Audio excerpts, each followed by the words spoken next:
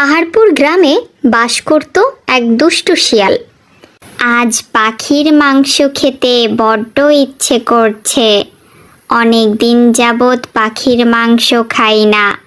গ্রামের ইঁদুর বিড়াল খেয়ে মুখটা একেবারে ভ্যাপসা হয়ে গেছে।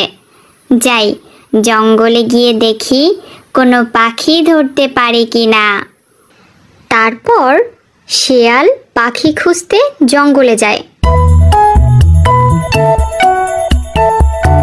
এদিকে জঙ্গলে বাস করত টুনি, আর টুনির ছিল একটি ছোট্ট ছানা। তুমি বাসায় থাকো মা, আমি তোমার জন্য খাবার নিয়ে আসি।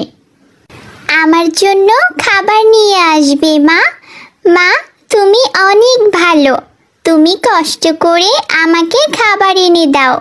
তুমি ঘরেই থাকিও সোনা, বাহিরে বন্যপ্রাণীর ভয় আছে।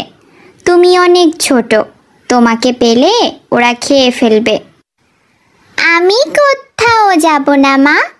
মা, আমি বড় হলে তোমার সাথে আমিও খাবার আনতে যাব।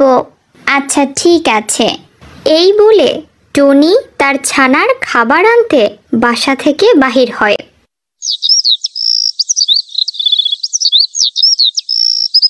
আর তখনই শিয়াল জঙ্গলের ভিতর প্রবেশ করে।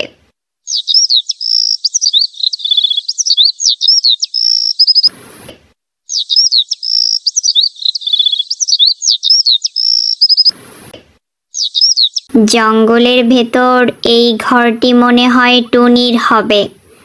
আমি একদম সঠিক জায়গায় চলে আসছি।